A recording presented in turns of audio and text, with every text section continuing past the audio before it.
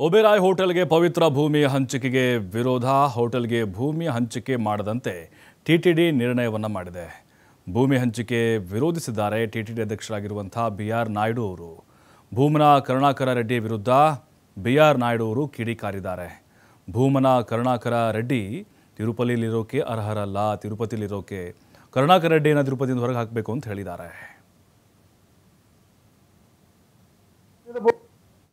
కొంతమంది మా మీద ఒంటి కాలుతోని ఇది అన్ని కోట్లు పోయినాయి, ఇన్ని వేల కోట్లు పోయినాయి, అన్ని వేలు. అసలు నేను అడుగుతాను, వీళ్ళకి బుద్ధి జ్ఞానం ఉన్నారు. ఎందుకంటే ఆ ల్యాండ్ ఇచ్చింది ఎవరు? గత ప్రభుత్వం కదా. 20 ఎకరాలు నిన్ను ఎవడిమ్మన్నాడు? టూరిజం ల్యాండ్ని ముంతాజ్ హోటల్కి. మీరు ముంతాజ్ హోటల్కి ల్యాండ్ ఇచ్చేసి మా మీద బుర్ర వెళ్తానంటారు. అది ఎంతవరకు న్యాయం? దాని సమాధానం చెప్పాలా ముందు. అది లేకుండా ఆ రేటు వేరే ఉంది, ఈ రేటు ఇదేనా రియల్ ఎస్టేటా? ఏడుకొండలకు ఆనుకున్నటువంటి ఈ ల్యాండ్ అయితే ఏదైతే ఉందో దానికి మనం విలువ కట్టలేము. అంత పవిత్రమైన స్థలం అది. దాన్ని ఒక ఇంచు కూడా పోనీకి వీల్లేదు అనే మేము నిర్ణయం తీసుకున్నాం తప్ప ఇందులో ఎవరికి ఏమాత్రం ఉంటుంది? అవన్నీ తెలియకుండా ఇష్టం వచ్చినట్టు పబ్లిక్ని మిస్యూజ్ చేసి, మిస్లీడింగ్ చేసి ఏదో ఇచ్చేశారు. టీటీడీ ల్యాండ్స్ అన్ని ప్రైవేట్ వాళ్ళకి ఇచ్చారు. ఎవరిచ్చారు ప్రైవేట్ ల్యాండ్? మీరు కదా ఇచ్చింది.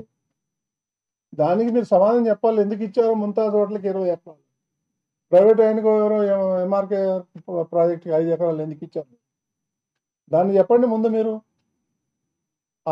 ఆ పంచాయతీ లేకపోతే మీరు కనుక ఈ 25 ఎకరాలు ప్రైవేట్ వాళ్ళకి ఇవ్వకపోతే, ముంతాజ్ హోటల్ ఇవ్వకపోతే ఈ సమస్య వచ్చేదే కాదు.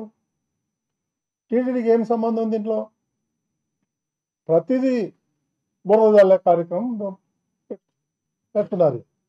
సో దీనికి ఏదో మేము ఏ తప్పు చేయలేదు, వెనకపోయే సమస్య లేదు.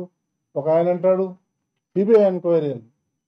సిగ్గుండాలి మీరు ఆ మాట అంటానికి.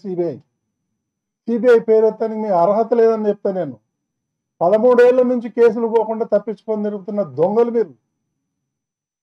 మీకు సిబిఐని ఎట్లా చేయాలి, న్యాయ వ్యవస్థను ఎట్లా మేనేజ్ చేయాలి?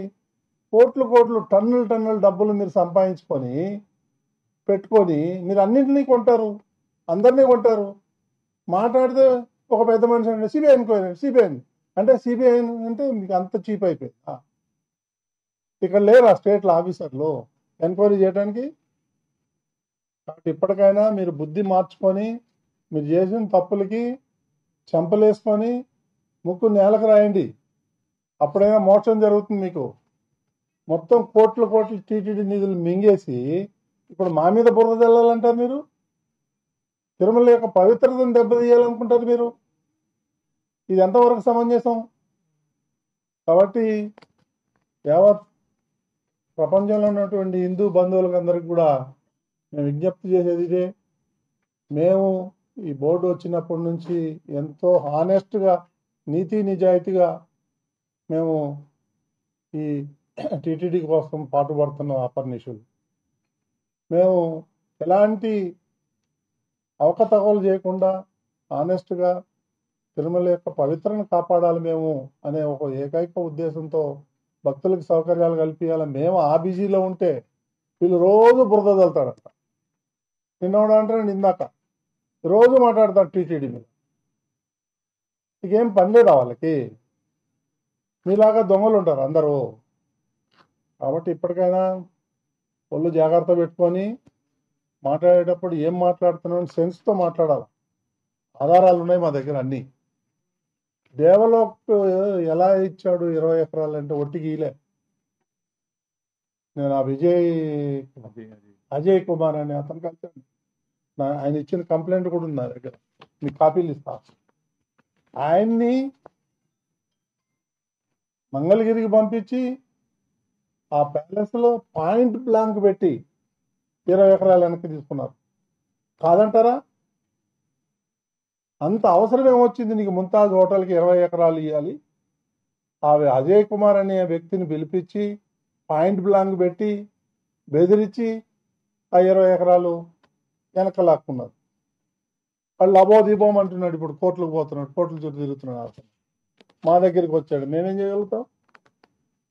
ఇంత అరాచకం చేసి అన్యాయం చేసి ఆయన దగ్గర భూమి తీసుకొని ముంతాజ్ హోటల్కి ఇచ్చి వాళ్ళ దగ్గర కోట్ల రూపాయలు మీరు లంచాలు తీసుకొని ఈ విధంగా చేసి ఇప్పుడు మా మీద బురద చేస్తారని ఎట్ట కుదురుతుంది? ఇది న్యాయమా, ధర్మమా? ఆలోచించండి ఒకసారి. అసలు పూమన కరుణాకర్ ఈ తిరుపతిలో ఉండటానికి అర్హుడు కాదు. తరిమి కొట్టాలి తిరుపతి నుంచి ప్రజలు. పెద్ద గజ దొంగ ఇంతనా? రోజు బుర్ర చల్లుతాడు.